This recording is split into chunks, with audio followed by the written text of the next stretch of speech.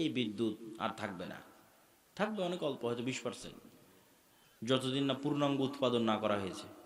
ভারতের আদানির লাইন বন্ধ করে দিবে, আরও কত কি, রাশিয়ারটাও বন্ধ হয়ে যেতে পারে, সব বন্ধ হয়ে যাবে। বিদেশ থেকে ডলার আসবে না, ইউরো আসবে না, প্রবাসীদের ধরে ধরে পাঠিয়ে দিবে, অনেক কিছু। গার্মেন্টসে ক্রয় আদেশ বাতিল হয়ে যাবে। আপনার গাইবান্ধার কত মানুষ গার্মেন্টস থেকে ইনকাম করতেছে, আর ইনকাম পাবে না, বাড়ি ফেরত চলে আসবে। তো যখন দেখবেন যে এরকম ভয়ঙ্কর ম্যাসাকার চলতেছে, আপনি বলবেন যে রাখো তোমার দিন, রাখো তোমার ইসলাম, নামাও আবদুল্লাহকে, দরকার নাই, এর চেয়ে আগেরটাই ভালো ছিল। এটাই বাস্তবতা। তাহলে কখন ইসলামের বিজয় সম্ভব হবে? যখন অন্তত 20%, বাংলাদেশের অন্তত 20 থেকে 30% মানুষের ইমান বিল গায়েবে ইয়াকিন থাকবে। ইমান বিল গায়েব কি? ইমান বিল গায়েবের একটা বড় পার্ট হচ্ছে পরকাল। 6 নাম্বার, ওয়াবিল আখিরাতি হুম ইউকিনুন, সূরা বাকারার মধ্যে আল্লাহ বলেছেন আল্লাযীনা ইউমিনুনা বিল গায়ব, যারা গায়েবে ইয়াকিন রাখে। আর শেষ করছেন ওয়াবিল আখিরাতি হুম ইউকিনুন, পরকালে ইয়াকিন রাখে। তো পরকালে ইয়াকিন রাখা মানে কি? পরকালকে ভিজুয়ালাইজ করতে পারা, দেখতে পাওয়া। মুসলমানদের জীবন পরকাল ভিত্তিক। পরকালকে যতক্ষণ আপনি চোখ বন্ধ করে দেখতে না পাবেন, বারজাখী জীবনকে যতক্ষণ দেখতে না পারবেন, ততক্ষণ আপনি এই দুনিয়ার মোহ থেকে বের হয়ে আসতে পারবেন না। আর যতক্ষণ এই দুনিয়ার মোহ থেকে বের হয়ে আসতে না পারবেন, ততক্ষণ আপনাকে দিয়ে বিজয় হবে না। আল্লাহ সুবহানাহু ওয়া তাআলা কোরআন মাজিদে বলছেন, আম হাসিবতুম আন তাদখুলুল জান্নাহ ওয়ালাম্মা ইয়াতিকুম মাসালুল লাযীনা খালাউ মিন ক্বাবলিকুম মাসাতহুমুল বাসা ওয়াদ দাররা ওয়াজুলজিলু হাত্তা ইয়াকুলা রাসূলু ওয়াল্লাযীনা আমানু মাআহু মাতা নাসরুল্লাহ। জান্নাত কি তোমাদের মামার বাড়ি? জান্নাত কি তোমাদের নানির বাড়ি? এখন পর্যন্ত সেই জুলুম, সেই অত্যাচার সহ্য করলো না, যেই জুলুম, যে অত্যাচার তোমাদের পূর্বে যারা চলে গেছে তারা সহ্য করলো। তারা কি সহ্য করেছে? সূরা বুরুজে আল্লাহ বলছেন, ওয়ামা নাকামু মিনহুম ইল্লা ইউমিনু বিল্লাহিল আজিজিল হামিদ। পুরো একটা এলাকার মানুষকে আগুন জ্বালিয়ে পুড়িয়ে দেওয়া হচ্ছে, এবং ওই এলাকার মানুষেরা স্বেচ্ছায় আগুনের মধ্যে ঢুকে যাচ্ছে। তাদেরকে শর্ত দেওয়া হয়েছে, হয় ঈমান পরিত্যাগ করো, না হয় আগুন রেডি আছে। তাহলে একটা পুরো সুন্দরগঞ্জের সকল মানুষ স্বেচ্ছায় কিভাবে আগুনে পুড়ে মারা যেতে পারে? একটাই রাস্তা আছে। সুন্দরগঞ্জের মানুষ যেদিন দেখতে পাবে সামনে যে আগুনটা জ্বলতেছে, এটা জান্নাত। এটা কিসের আগুন? এটা জান্নাত। আর পিছনে আমার বাড়িতে যে লাইট, ফ্যান, বিদ্যুৎ, এসি চলতেছে, ওখানে তো জাহান্নামের আগুন জ্বলতেছে। এই ইয়াকিন ছাড়া সম্ভব নয়। আসহাবুল উখদুদের এই ইয়াকিন ছিল। তারা স্বেচ্ছায় আগুনে চলে গেছে, কেন? ওই আগুনের মধ্যে ওরা জান্নাত দেখতে পাচ্ছিল। আর ওদের বাড়িতে ঘরে ওরা জ্বলন্ত জাহান্নামের আগুন দেখতে পাচ্ছিল। এটাই ইয়াকিন, এটাই পরকালের উপর ইয়াকিন। অন্তত 20% মানুষের এই লেভেলের যতক্ষণ ঈমান না হবে, ততক্ষণ ইসলামের বিজয় হবে না। মুসলমানেরা জোর করে টেনে নামাবে, কেননা পরকালমুখী চিন্তা ছাড়া ইসলামের বিজয় সম্ভব নয়। বস্তুবাদী চিন্তা দিয়ে ইসলাম কোনোদিন বিজয় হবে না। বস্তুবাদ তো ধোঁকা, আপনাকে গোলাম বানানোর ধোঁকা, আপনার দিনকে ছিনিয়ে নেওয়ার ধোঁকা। সম্মানিত উপস্থিতি, এই জন্য ঈমান বিল গায়বে ইয়াকিন লাগবে। তারপরে দুনিয়াতে কি করতে হবে? দুনিয়াতে দুটো জিনিসের মাধ্যমে নেতা তৈরি হয়। একটা হচ্ছে জ্ঞান এবং শিক্ষা, আর একটা হচ্ছে সত্যবাদিতা এবং ন্যায়পরায়ণতা। এই দুইটার মাধ্যমে নেতা তৈরি হয়, নেতা তৈরির কারখানা। ন্যায়পরায়ণতার আমানতদারিতা যেন মুসলমানদের মধ্যে না থাকে, এই জন্য মুসলমানদের উপর চাপিয়ে দেওয়া আছে গণতন্ত্র। গণতন্ত্র হচ্ছে গোলাম তৈরির কারখানা। কেন? গণতন্ত্রের কালচারই এমন যে ওখানে আপনাকে মিথ্যা বলতে হবে।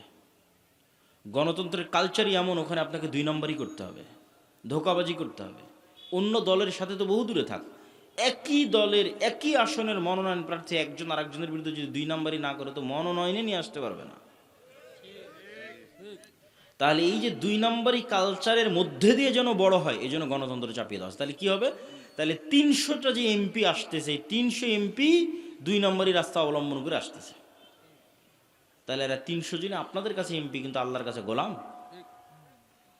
কৃতদাস। এরা টাকার কাছে বিক্রি হয়ে যাবে, কেন? ওদেরকে ওই কালচারের মধ্যে বড় করা হয়েছে। তাহলে সত্যবাদী, ন্যায়পরায়ণ, যে কোথাও বিক্রি হবে না। এই যে OC, DC, SP, AC land, sub registrar, এদের তো রাজনৈতিক দলের সাথে এদের ক্ষমতা যায় না।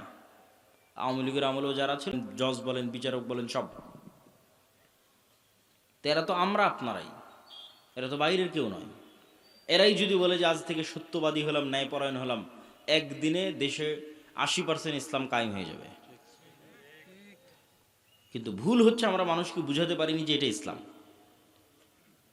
মানুষ মনে করে নিয়েছে যে সবাই মিলে যদি আমরা বোরখা পরি তাহলে ওটাই হয়তো শতভাগ ইসলাম। ওটা অবশ্যই ইসলাম। আমরা সবাই মিলে যদি মসজিদে যাই তাহলে এটাই শতভাগ ইসলাম, অবশ্যই ওটা ইসলাম। কিন্তু আমরা সবাই মিলে মসজিদেও গেলাম, সবাই মিলে বোরখাও পরলাম, কিন্তু আবার একজন আর একজনের টাকা মেরেও নিলাম, তাহলে আমরা এখনো বুঝিনি যে ইসলাম কি। এইটা এখনো বুঝিনি। কেন? এক কালবে আল্লাহর ঈমান আর আমানতের খেয়ানত একত্রিত হতে পারে না। লা ঈমান আল ঈমান লা আমানাত লাহু। ফলত মানুষকে আমরা বুঝাতেই পারিনি। আমি যে বললাম যে আজকে OC, DC, SP, AC land, sub registrar এরা যদি শতভাগ শতার ন্যায়পরায়ণ হয়ে যায় তো 80% ইসলাম কায়েম হয়ে যাবে, এটা কেমনে বললাম? কেননা রাষ্ট্রে ইসলামের ট্রাম্প কার্ডই হচ্ছে, রাষ্ট্রে ইসলামের বিজ্ঞাপনই হচ্ছে ন্যায়, ন্যায়পরায়ণতা, ন্যায় বিচার, সত্যবাদিতা। এটা মোহাম্মদ সাল্লাল্লাহু আলাইহি ওয়াসাল্লাম মার্কেটিং করে গেছে ঈসা আলাইহিস সালামের জন্য, যে ঈসা আলাইহিস সালামের পূর্বে পৃথিবী জুলমে ভরা থাকবে, ঈসা আলাইহিস সালাম না আসা পর্যন্ত কিয়ামত কায়েম হবে না। লা তাকুমুস সাআ হাত্তা ইয়ানজিল ঈসা ইবনে মারইয়াম। ঈসা ইবনে মারইয়াম যতক্ষণ অবতীর্ণ না হয়েছে কিয়ামত হবে না। আর ঈসা ইবনে মারইয়াম অবতীর্ণ হয়ে কি করবে জানো? সারা পৃথিবীতে ন্যায় প্রতিষ্ঠা করবে। আল্লাহু আকবার। এটা ব্র্যান্ডিং। রাসূল সাল্লাল্লাহু আলাইহি ওয়াসাল্লাম এটা বলেনি যে ঈসা ইবনে মারইয়াম অবতীর্ণ হয়ে সারা পৃথিবী সব মানুষকে বাধ্যতামূলক সালাত আদায় করাবেন। মানুষ সালাত আদায় করবেই, কিন্তু রাষ্ট্রে ইসলামের ব্র্যান্ডিং কি? রাষ্ট্রে ইসলামের ব্র্যান্ডিং হচ্ছে ন্যায়।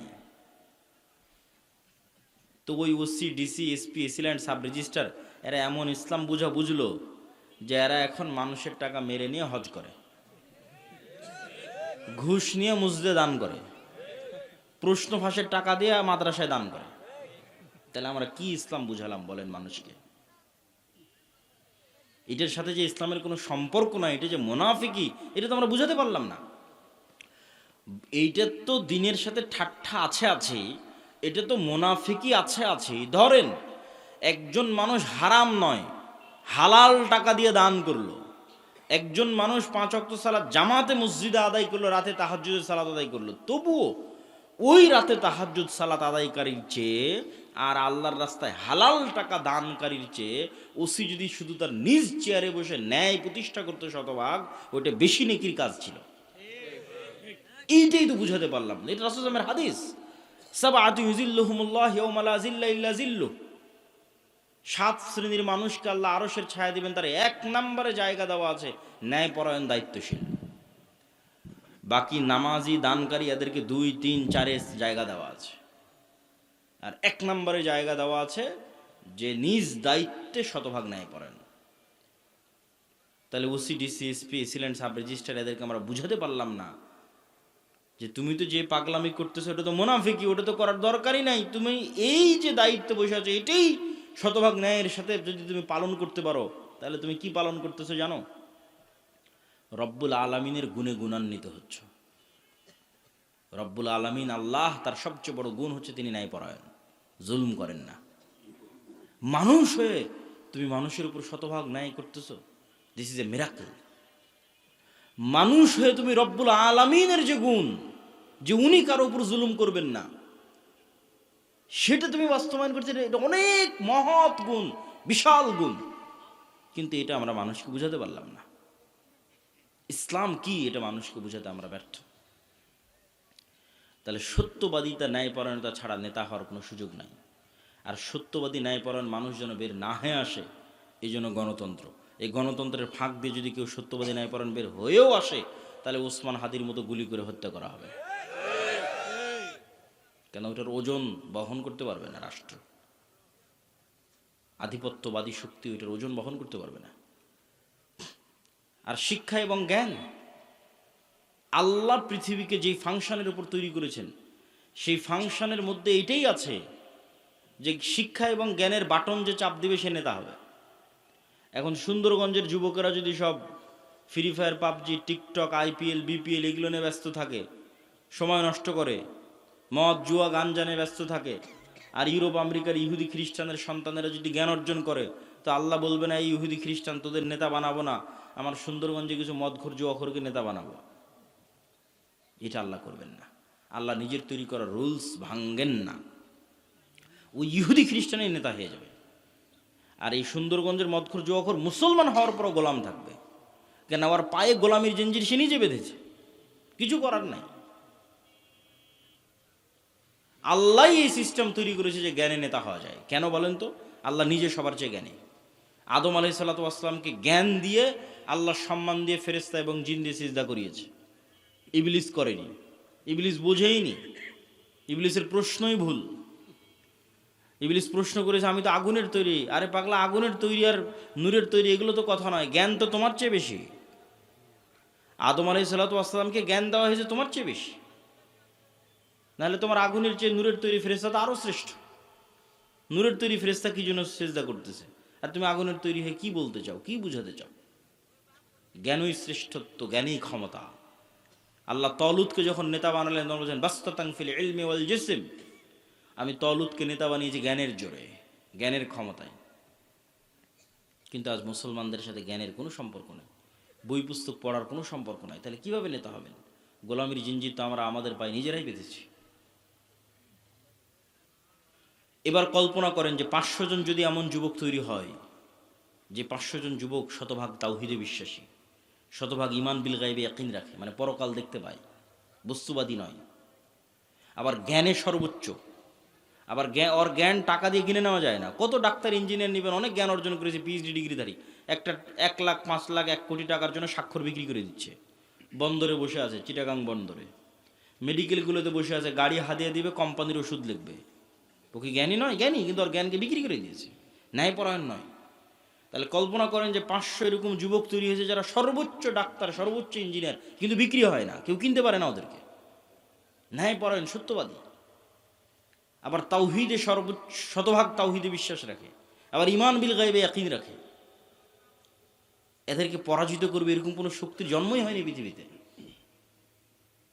কিন্তু হ্যাঁ, এরকম 500 যুবক তৈরি হয়ে গেলে তারা পৃথিবীর জন্য, সাম্রাজ্যবাদী শক্তির জন্য হুমকি। তখন তারা এদেরকে ধ্বংস করতে চাইবে, হত্যা করতে চাইবে। আর যখন ধ্বংস এবং হত্যা করতে চাইবে তখন আল্লাহর সাহায্য লাগবে। আল্লাহর সাহায্য ছাড়া মুসলমানদের বিজয় আগেও কোনোদিন হয়নি, পরেও কোনোদিন হবে না। দুনিয়ার শক্তিতে মুসলমানদের বিজয় হয় না। দুনিয়ার শক্তি চেষ্টার অংশ। বিজয় হয় কি দিয়ে? একটু কথা বলেন তো, কি দিয়ে বিজয় হয়? আল্লাহর সাহায্য দিয়ে বিজয় হয়। তা আল্লাহর সাহায্য কেমনে পাবেন? আল্লাহর সাহায্য পাওয়ার জন্য দুইটা বড় মাধ্যম আছে, প্রযুক্তি আছে, অস্ত্র আছে আল্লাহর সাহায্য পাওয়ার। একটা সালাত আর একটা জিকির। 5 ওয়াক্ত সালাতের তো লাগবেই। 5 ওয়াক্ত সালাতের পরে আরো একটা সালাত খুবই পাওয়ারফুল, ওটা হচ্ছে রাতের সালাত। আর জিকির তো আছেই, কিন্তু জিকিরের মধ্যে একটা জিকির খুবই পাওয়ারফুল, ওটা হচ্ছে সকাল সন্ধ্যার জিকির। কিন্তু এই সালাত এবং এই জিকির কেন পাওয়ারফুল, এই সালাত এবং জিকির দিয়ে কেমনে আল্লাহর সাহায্য আসবে, এটা একটু বুঝে তারপরে আমাদেরকে সামনের দিকে আগাতে হবে। দেখেন, এখান থেকে ঢাকা অথবা আমেরিকা অথবা রাজশাহীতে কোনো ভালো টিচার যদি থাকে, তার সাথে আপনি অনলাইনে ক্লাস করতেছেন লাইভ, অথবা অনলাইনে ফোনে কথা বলতেছেন লাইভ। তো এই যে অনলাইনে ফোনে লাইভ কথা বলতেছেন, লাইভ ক্লাস করতেছেন, লগ ইন করে পাসওয়ার্ড দিয়ে, তো হাজার হাজার কিলোমিটার দূরে থাকা টিচারের মুখোমুখি হয়েছেন ইন্টারনেট দিয়ে, জুম দিয়ে, হোয়াটসঅ্যাপ দিয়ে। তো এইটা যে প্রযুক্তি, এই প্রযুক্তির চাইতেও লক্ষ কোটি গুণ টপ লেভেলের প্রযুক্তি হচ্ছে আমি দুনিয়াতে বসে আছি আর আমার সাথে 7 আসমানে থাকা রব্বুল আলামিন লাইভ কানেক্টেড হবেন। ওটা হচ্ছে সালাত। রব্বুল আলামিনের সাথে, রব্বুল আলামিন 7 আসমানে আরশে, আমি দুনিয়ায়, কিন্তু মুখোমুখি হব লাইভ, সরাসরি কথা হবে। ওটার প্রযুক্তি সালাত, ওটার জন্য সালাতে দাঁড়াতে হবে, সিস্টেম ওইটা, ফরম্যাট ওইটা, যেটা আমার পূর্বের বক্তা বলছিলেন, এটা গায়েবে নির্ধারিত ফরম্যাট, লাউহে মাহফুজে নির্ধারিত ফরম্যাট। সেম হুবহু ওই ফরম্যাট যখন আপনি ধারণ করবেন, কানেকশন তৈরি হয়ে গেছে। ফরম্যাটে উল্টাপাল্টা হয়ে গেলে কানেকশন হবে না, নেটওয়ার্ক কাজ করবে না, অ্যাক্টিভ হবে না, ফাংশন করবে না। এই জন্য ফরম্যাট হুবহু ওই রকমই থাকা লাগবে, যেমনটা লাউহে মাহফুজে, লাউহে মাহফুজ থেকে জিব্রাইল, জিব্রাইল থেকে মোহাম্মদ সাল্লাল্লাহু আলাইহি ওয়াসাল্লাম, মোহাম্মদ সাল্লাল্লাহু আলাইহি ওয়াসাল্লাম থেকে কোরআন এবং হাদিসে। তো কোরআন এবং হাদিসে যেভাবে ফরম্যাট দেওয়া আছে ওটাই হতে হবে। তাহলে ওই ফরম্যাট দিয়ে আপনি এখন জমিনে বসে থেকে রব্বুল আলমিনের সাথে কানেকশন হবে। ঠিক যেমন আমরা আমাদের মোবাইলের পাসওয়ার্ড ওপেন করতেছি ফিঙ্গারপ্রিন্ট দিয়ে, ফেস ভেরিফিকেশন দিয়ে। ওই ফেস ভেরিফিকেশন যখন নেয় তখন বলে ডানে তাকাও, বামে তাকাও, উপরে তাকাও। তাহলে পুরো ফেসটা নেয়, পুরো ফেসটা মোবাইলের কাছে থাকলো, পরে যখনই আমার ফেসটা দেখে চিনতে পারে, সাথে সাথে খুলে যায়। তো আজকের যুগে, আধুনিক যুগে অনেক দরজা আছে, দেখবেন ফিঙ্গারপ্রিন্ট দিয়ে দরজা ওপেন হয়। আচ্ছা, আমাদের গাড়ির চালক কি এসে পৌঁছেছে? কিছু ভাই পৌঁছেছে? তো দেখবেন যে ফিঙ্গারপ্রিন্ট দিয়ে দরজা ওপেন হয়, কার্ড পাঞ্চ করে দরজা ওপেন হয়। তো মনে করেন আমরা অত্যাধুনিক প্রযুক্তির একটা দরজার সামনে দাঁড়িয়ে আছি, যেই দরজা পাসওয়ার্ড অনেক কঠিন, প্রচুর ভ্যারাইটিস পাসওয়ার্ড। যেমন মোবাইলের পাসওয়ার্ড দেওয়ার সময় ওরা কী বলে যে শুধু ইংরেজি লিখিও না, সংখ্যা দাও, 1 2 3 4 দাও, 1 2 3 4 পরে হ্যাশ দাও, স্টার দাও, যত রকমের দিতে পারো তত পাসওয়ার্ড শক্ত। তো পাসওয়ার্ড অনেক শক্ত, নির্ধারিত সময়ে আসতে হবে, নির্ধারিত সময় ছাড়া কাজ করবে না, দরজা খুলবে না। নির্ধারিত সময়ে আসতে হবে, পবিত্র অবস্থায় আসতে হবে। পবিত্র হওয়ারও ফরম্যাট দেওয়া আছে। মানুষ বুঝতেছে না কী ব্যাপার, আমি পেশাব পায়খানা করলাম কিন্তু হাত কেন ধুচ্ছি? এটা তো গায়েবে নির্ধারিত ফরম্যাট, এটা তো প্রযুক্তি। পেশাব পায়খানা করে এসে মাথা কেন মাসাই করতেছি? তো লাউহে মাহফুজ এভাবে নির্ধারণ করা আছে, এইটা ওইটার সাথে মিলে যাবে, তখনই তো কানেকশন তৈরি হবে, তখনই তো যোগাযোগ তৈরি হবে। আসে যখন আপনি নির্ধারিত সময় যখন পবিত্র অবস্থায় দাঁড়ালেন, এটা একটা ফরম্যাট, এর সাথে একটা আওয়াজ আছে, সাউন্ড আছে। আলহামদুলিল্লাহ রাব্বিল আলামিন আর রহমানির রহিম। রুকুতে যখন গেলেন, এটা একটা ফরম্যাট, ওর সাথে একটা সাউন্ড আছে, সুবহান রাব্বিল আযীম। সিজদায় গেলেন, ওর সাথে একটা সাউন্ড আছে, সুবহান রাব্বিল আলা। এই ফরম্যাট, সাউন্ড, দাঁড়ানো, সময়, নিয়াত, কালব কানেক্টেড, চোখ সিজদায়, সব যখন মিলে গেছে, তখন তো সামনের দরজা উন্মুক্ত হবে, ধরতে পেরেছে পরিপূর্ণভাবে, তখন আল্লাহর সাহায্যের দরজা উন্মুক্ত হবে, আল্লাহ সুবহানাহু ওয়া তাআলার রহমত পাওয়ার দরজা উন্মুক্ত হবে। এটাই সালাত। সালাত ছাড়া মুসলমানদের বাঁচার কোনো রাস্তা নাই, সালাত ছাড়া মুসলমানদের মুক্তির কোনো রাস্তা নাই। কেন? 7 আসমানের সাথে যোগাযোগই হবে না, 5 ওয়াক্ত সালাতে যে নেওয়ার নামই নাই, গন্তিতেই নাই, আল্লাহর কাউন্টের মধ্যেই নাই। তো ওকে দিয়ে কী কাজ হবে? ওর ভোটেরও কোনো দাম নাই, ওর মিছিলেরও কোনো দাম নাই, ওর তাকবীরেরও কোনো দাম নাই, ভ্যালুলেস। 16 কোটি বেনামাজি ভোট দিয়ে যদি বলে ইসলাম বিজয় করবে, এটা মিথ্যা কথা। তা আল্লাহর খাতাতে নেই, কিসের ইসলাম? তো 7 আসমানের সাথে যতক্ষণ সম্পর্ক না থাকছে, রব্বুল আলামিনের সাথে যতক্ষণ কানেকশন না থাকছে, ততক্ষণ এইটা দিয়ে আল্লাহ সুবহানাহু ওয়া তাআলার সাহায্য আসবে না, ইসলামেরও বিজয় হবে না। নিজের ব্যক্তি স্বার্থ আদায় হতে পারে, নিজের দুনিয়াবি কিছু লাভ লোকসান হতে পারে, ইসলামের নয়। এই জন্য সালাত ছাড়া কোনো রাস্তা নাই, মুসলমানকে সালাত আদায় করতেই হবে। এই জন্য রাসূলুল্লাহ সাল্লাল্লাহু আলাইহি ওয়াসাল্লাম সূর্যগ্রহণে সালাত, চন্দ্রগ্রহণে সালাত, বৃষ্টি প্রার্থনায় সালাত, যুদ্ধের মধ্যে সালাত। যুদ্ধের মধ্যে সবাই মিলে যুদ্ধ করলে তো যুদ্ধ আরও জমে, তা না করে বলছে সালাতের সময় হয়ে গেছে, অর্ধেক যুদ্ধ করো, অর্ধেক সালাত আদায় করো। কেন? তোমাদের এই যুদ্ধ সবাই মিলে যুদ্ধ করলে বিজয় হবে, ওই থিওরিতে এই যুদ্ধ চলে না। এটা যে জিহাদ ফি সাবিলিল্লাহ হয়, জিততে হলে রব্বুল আলমিনের সাহায্য লাগবে। রব্বুল আলমিনের সাহায্য আসার জন্য ওই যে ফরম্যাটে দাঁড়াতে হবে, প্রযুক্তি ইউজ করতে হবে, তাহলে আসমান থেকে সাহায্য নামা শুরু করবে।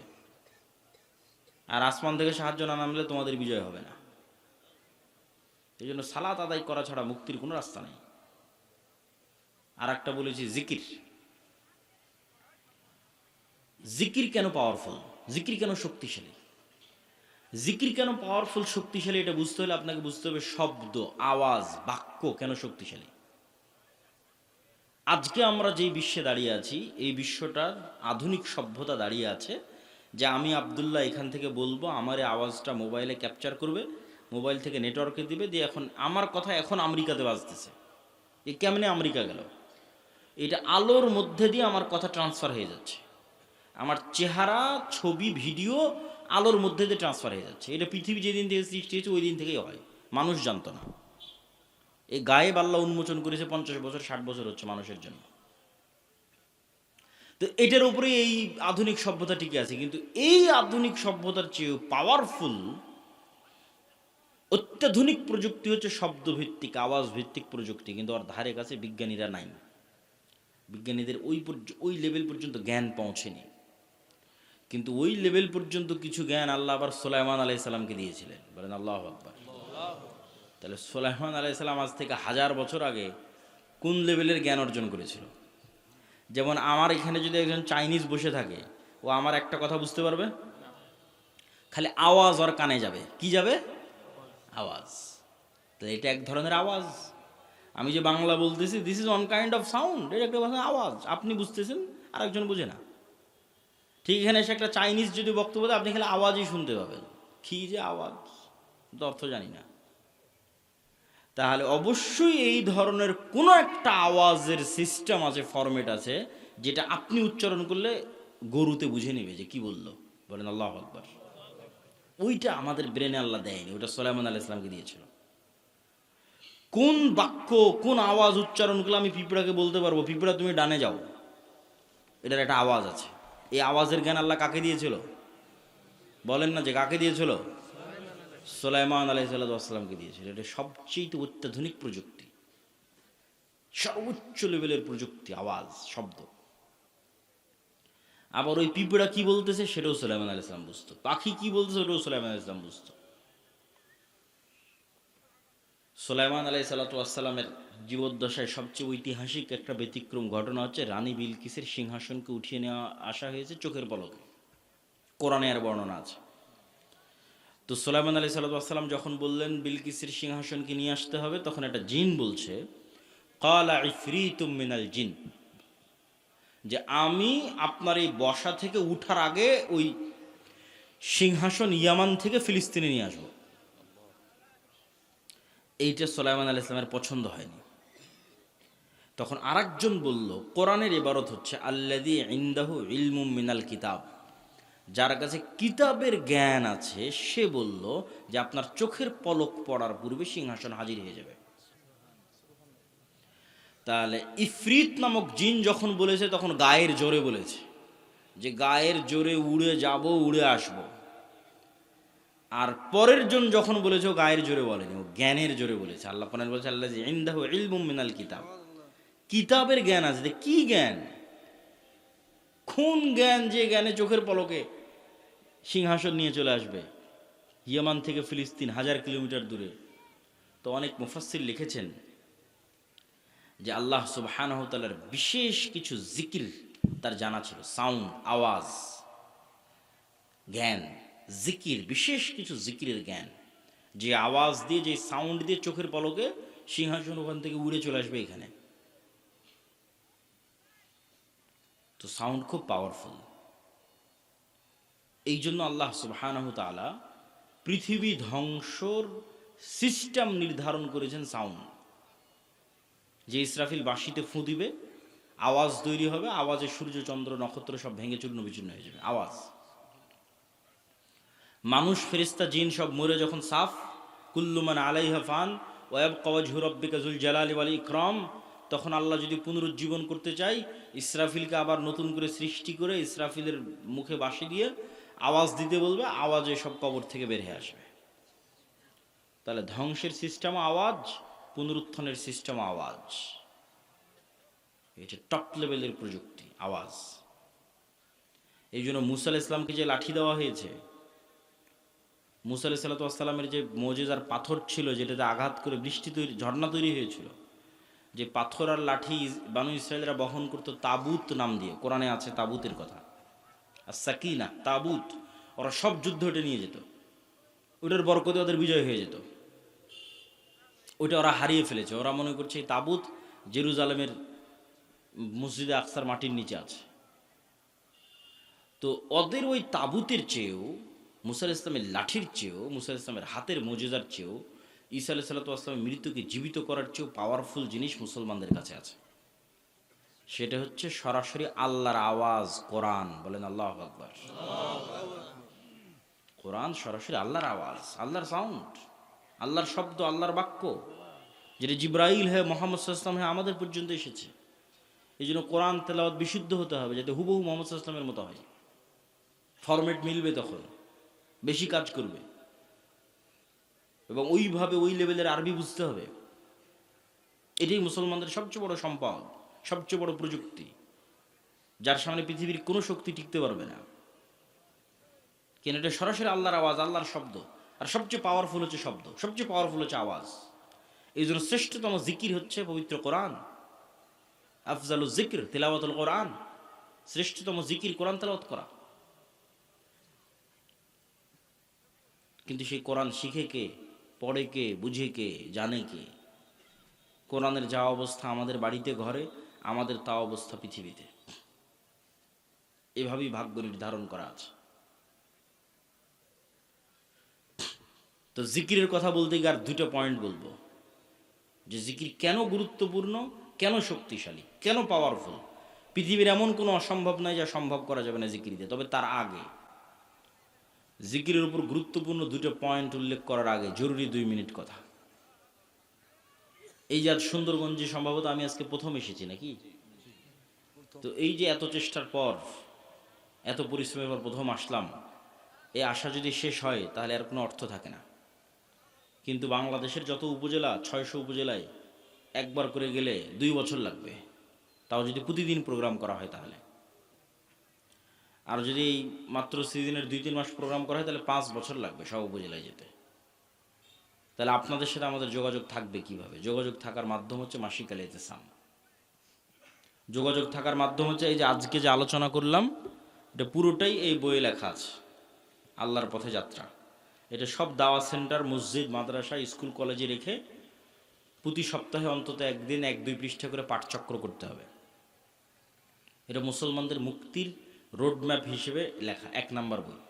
2 নম্বর আর একটা বই আসবে পূর্ণাঙ্গ বিপ্লবের জন্য, যে একদল মুসলমান প্রস্তুত হবে, তারা কি করবে, কি কাজ তাদের, সেটাকে দার্শনিক অ্যাঙ্গেল থেকে, ভিন্ন অ্যাঙ্গেল থেকে, পবিত্র কোরআন এবং হাদিসের মাধ্যমে, দলিলের মাধ্যমে গায়েবের বিষয়গুলোর উপর ফোকাস দিয়ে লেখা আছে। শয়তান, ফেরেশতা, রূহ, নফস, ইমান বিল গায়েব, জিকির, সালাত, এগুলোর উপর ফোকাস দিয়ে লেখা আছে। তো আমাদের বই পুস্তক এবং মাসিক আল ইতিসাম, এগুলো আপনাদের সাথে, আমাদের সাথে আপনাদের স্থায়ী সম্পর্ক ধরে রাখবে। 2 নম্বর হচ্ছে মক্তব। বুড়া মানুষদের বিপ্লব হবে না, না, বেশিরভাগই বৃদ্ধ মানুষ বসে আছে। বিপ্লবের জন্য নতুন প্রজন্ম লাগবে। এই নতুন প্রজন্মকে কোথায় পাবে? মাদ্রাসায় আছে 2% করে, মাদ্রাসায় আসে 2%। সারা বাংলাদেশের যত স্টুডেন্ট, 2% মাদ্রাসা। তাহলে 98% স্টুডেন্টকে ধরতে হলে মসজিদে যেতে হবে। প্রত্যেক গ্রামের মসজিদে ওই এলাকার শতভাগ মুসলমানের সন্তানকে মক্তবে নিয়ে আসতে হবে। এটাই আন্দোলন, এটাই মুভমেন্ট। এরাই ভবিষ্যৎ ওসিডিসি এসপি হবে। এদের মাথার মধ্যে ছোটবেলায় এই আকিদা, এই বিশ্বাসগুলো দিয়ে দিতে হবে। যাদের কাজ কি, সত্যবাদিতা, ন্যায় পরায়ণতা কি, শিক্ষা জ্ঞান কি, শতভাগ তাওহীদ কি, ঈমান বিল গায়বি ইয়াকিন কি। এই জন্য মক্তব লাগবে। মক্তবের সিলেবাস আমারই লেখা। আমাদের দাওয়াল আল্লাহর যে মক্তব চলে, উসমানী কায়দা আছে, আদর্শ শিক্ষা আছে, তালিমউদ্দিন আছে। প্রায় 700 মসজিদের উপর মসজিদের ইমামেরা আমাদের কাছে ট্রেনিং নিয়েছে, এবং আমার ধারণা যারা ট্রেনিং নিয়েছে তারা আগের চেয়ে এখন ভালো পড়ায় এবং বাচ্চাদেরকে ভালো শেখায়, আলহামদুলিল্লাহ। এই সকল মক্তবের উপর একটা আমাদের প্রতিযোগিতা আয়োজন হচ্ছে এনটিভিতে, যেটা তো অনেক খরচ। মক্তবের স্টুডেন্টরা টিভিতে যাবে, সেই উদ্যোগে এই অনুষ্ঠান আয়োজন হচ্ছে। তো অত্র অঞ্চল, পুরো সুন্দরগঞ্জ আশপাশে যত বেশি পারা যায় মক্তবের শিক্ষকদের ট্রেনিং দেওয়ানো, এটা আপনাদের কাজ। যাতায়াত খরচও লাগে না, থাকা খাওয়া লাগে না। 3 নম্বর হচ্ছে যে দিনী প্রতিষ্ঠানগুলো হবে, সেই দিনী প্রতিষ্ঠানগুলোকে জামিয়া সালাফির সাথে অধিভুক্ত করা। এইটার মাধ্যমে আমাদের সাথে আপনাদের সম্পর্ক তৈরি হবে। এটা বলে এবার জিকিরের যে 2টা পয়েন্ট, সেই 2টা পয়েন্টের দিকে আগায়। মেয়েদের কথা বলা হয়েছে, যে মেয়েরা আজকের অনুষ্ঠানে আছে, তাদের উদ্দেশ্য করে কিছু বলা যায় কিনা। আমার বক্তব্যের যেটা মূল বিষয় ছিল ন্যায়পরায়ণতা এবং সত্যবাদিতা, গোলামি থেকে মুক্তির জন্য। এটা অনেকেই যদি মনে করে শুধু ছেলেদের কাজ, এটার অনেক অংশ মেয়েদের সাথে জড়িত আছে। কিভাবে? এই যে আপনারা যারা এখানে উপস্থিত আছেন, নিজ বাপের সম্পত্তিতে নিজ বোনকে ন্যায়ের সাথে সম্পদ দিয়েছেন? যদি দিয়ে থাকেন নেতা হবেন, আপনার ছেলেরা নেতা হবে। যদি না দিয়ে থাকেন আপনি গোলাম, আপনার পরবর্তী 14 প্রজন্ম গোলাম। এটাই গোলামির স্বভাব। ধোকা দেওয়া, ন্যায় প্রতিষ্ঠা না করা, এটাই গোলামির স্বভাব। তাহলে মা এবং বোনকে তাদের সম্পত্তি ন্যায়ের ভিত্তিতে বন্টন করতে হবে। ঠিক মা এবং বোনকে চিন্তা করতে হবে, আমি কি আমার শাশুড়ির সাথে ন্যায় করতেছি? শাশুড়িকে চিন্তা করতে হবে, আমি কি আমার স্ত্রীর সাথে ন্যায় করতেছি? এই এক চিন্তাতে সমাজ ঠিক হয়ে যাবে। এক চিন্তাতে একদিনে সমাজ সংশোধন হয়ে যাবে। যদি ন্যায় ইনসাফ, অন্যায় করা যাবে না। ওটা আসল ইসলাম, ওটা প্রকৃত ইসলাম। ওটা আগে, ওটাতে ফেঁসে গেলে কিয়ামতের মাঠে বেশি ফেঁসে যাবেন। কেন আল্লাহ ওটা ক্ষমা করবে না, ওটা মানুষের সাথে সম্পৃক্ত। অন্যগুলো তো আল্লাহর কাছে ক্ষমা চাইলে আল্লাহ ক্ষমা করে দেবে। তো মা এবং বোনদের ক্ষেত্রেও আজকের আমাদের আলোচনা পরিপূর্ণরূপে প্রযোজ্য। জিকির, জিকিরের ক্ষেত্রে যে দুটো পয়েন্ট বাকি আছে। মুসা আলাইহিস সালাতু ওয়াস সালামকে আল্লাহ সুবহানাহু ওয়া তাআলা বললেন যে মুসা, তোমাকে লাঠি দিলাম, জিহ্বা তোতলা ছিল ভালো করে দিলাম, ভাইকে সহযোগী হিসেবে দিলাম, তো এখন তুমি রওনা দাও। তবে একটা কথা মনে রাখো, ওয়ালা তানিয়া ফি জিক্রি, জিকির করতে যদি ভুলে যাও সব ডিঅ্যাক্টিভেট হয়ে যাবে। যা ফাংশন দিয়েছি, ধরেন মুসা আলাইহিস সালাতু ওয়াস সালাম এক সপ্তাহ থেকে নামাজও পড়ে না, জিকিরও করে না, ধরেন কথার কথা বলতেছি। তার মানে মুসা আলাইহিস সালামের কালব আল্লাহর সাথে কানেক্টেড নাই। সালাতের প্রযুক্তিও ব্যবহার করেনি, জিকিরের প্রযুক্তিও ব্যবহার করেনি, কালব রব্বুল আলামিনের সাথে কানেক্টেড হতে পারেনি। এখন যদি ওই লাঠি 1000 ছাড়ে জীবনে সাপ হবে না, ও ডিঅ্যাক্টিভেট হয়ে গেছে। সমুদ্রের মধ্যে মারলে রাস্তা তৈরি হবে না। যেভাবে তোমাদের ফেসবুক, হোয়াটসঅ্যাপ, ফেসবুক কর্তৃপক্ষ মেটা ডিঅ্যাক্টিভেট করে দেয়, ডিঅ্যাক্টিভেট হয়ে গেছে। ওটা তখনই কাজ করবে যখন মুসা আলাইহিস সালামের কালব রব্বুল আলামিনের সাথে কানেক্টেড। সালাত এবং জিকির এই দুটো দিয়ে, ওটা আল্লাহ বলে দিচ্ছে ওয়ালা তানিয়া ফি জিক্রি, খবরদার আমাকে স্মরণ করতে বলিও না, তোমার কালবকে আমার সাথে কানেক্টেড থাকতে হবে। তাহলে তোমার হাতের লাঠি সমুদ্রে মারলে রাস্তা তৈরি হয়ে যাবে। আল্লাহু আকবার। এই জন্য জিকিরের কোনো বিকল্প নাই। দোয়াতে নিজের প্রয়োজন বেশি থাকে, যে আল্লাহ আমাকে এটা দাও, টাকা পয়সা দাও, ছেলেকে প্লাস দাও, মেয়ের ভালো পাত্রে বিবাহ দিয়ে দাও, ধন সম্পদ দাও, আল্লাহ দ্রুত বিয়ের ব্যবস্থা করে দাও, কত রকমের সব নিজের প্রয়োজনের দোয়া দিয়ে ভরা। মানুষ দোয়া করবে, আল্লাহ পছন্দ করে, কোনো সমস্যা নেই। কিন্তু জিকিরে নিজের প্রয়োজন থাকে না। জিকির শুধু আল্লাহর বড়ত্ব, আল্লাহর মহত্ব, আল্লাহর গুণগান, আল্লাহর পবিত্রতা, আল্লাহর শ্রেষ্ঠত্ব, বান্দার কোনো স্বার্থ নাই। জিকির ফেরেশতাদের ইবাদত, জিকির আমার আশেপাশে যা আছে সবগুলোর ইবাদত। আল্লাহ সুবহানাহু ওয়া তাআলা বলছেন এটা একটা গায়েবের নিউজ। এটাতে বক্তব্যের শেষের দিকে চলে যাব। ইউসাব্বিহু লিল্লাহি মা ফিস সামাওয়াতি ওয়া মা ফিল আরজ, আসমান জমিন এবং তার মধ্যে যা কিছু আছে, এই প্যান্ডেল, ওই টিস্যু, এই গায়ের জামা, ওই মোবাইল ক্যামেরা, এই মাটি, সব 24 ঘন্টা তাসবিহ পড়তেছে। আল্লাহু আকবার। এই তাসবিহ পড়ার আওয়াজ আছে, আমি এমনি বলি না, আওয়াজ সবচেয়ে পাওয়ারফুল। আপনি পিঁপড়া চলার আওয়াজ যেমন শুনতে পান না, এটাও শুনতে পান না, কিন্তু এই পিঁপড়া চলার আওয়াজ ঠিকই হাতি শুনতে পায়, আল্লাহর অন্য প্রাণী শুনতে পায়, আপনি পান না, কিন্তু আওয়াজ হচ্ছে। আমাদের এই গায়ের এই জামা আওয়াজ করে করে তাসবিহ পড়তেছে। শুধু কি এটা ভয়ঙ্কর না, এর চেয়ে বড় ভয়ঙ্কর হচ্ছে আমরা যখন তাসবিহ পড়ি তখন এরা বুঝে। রাসূলুল্লাহ সাল্লাল্লাহু আলাইহি ওয়াসাল্লাম বলেন, মুয়াজ্জিন যখন আজান দেয়, আর আজানের আওয়াজ যতদূর পর্যন্ত যায়, জীবজন্তু, জড়বস্তু, জড় পদার্থ, কীট পতঙ্গ, পঙ্গপাল সব এই আওয়াজ বুঝে এবং এই আওয়াজের পক্ষে কিয়ামতের মাঠে সাক্ষী দিবে। তাহলে চারপাশের জীবজন্তু, সৃষ্টি জীবের ইবাদত হচ্ছে তাসবিহ, জিকির। ফেরেশতার ইবাদত তাসবিহ, জিকির। তাহলে এবার আপনিও যখন সকাল সন্ধ্যা জিকির করবেন, তাসবিহ পাঠ করবেন, তখন আপনার জন্য পৃথিবীর সব কিছু সহজ হয়ে যাবে। 5 ওয়াক্ত সালাত, রাতের সালাত এবং সকাল সন্ধ্যের জিকির মুসলমানদের সবচেয়ে বড় অস্ত্র। আর এই পবিত্র কোরআন আল্লাহর সাহায্য আসমান থেকে জমিনে নামিয়ে আনার জন্য।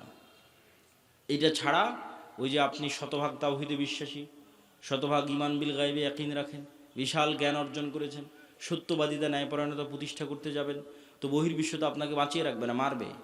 তখন তো আপনার আল্লাহর সাহায্য লাগবে, তখন কি করবেন? দুনিয়ার শক্তিতে বিজয় অর্জন করতে পারবেন না। এই জন্য আগে থেকেই আল্লাহ সুবহানাহু ওয়া তাআলার সাথে সম্পর্ক লাগবে। এই জন্য সালাত লাগবে, রাতের সালাত লাগবে, সকাল সন্ধ্যার জিকির লাগবে। আল্লাহ সুবহানাহু ওয়া তাআলা আমাদেরকে এই বিষয়গুলোর উপর আমল করার তৌফিক দান করুক। আল্লাহুম্মা আমিন।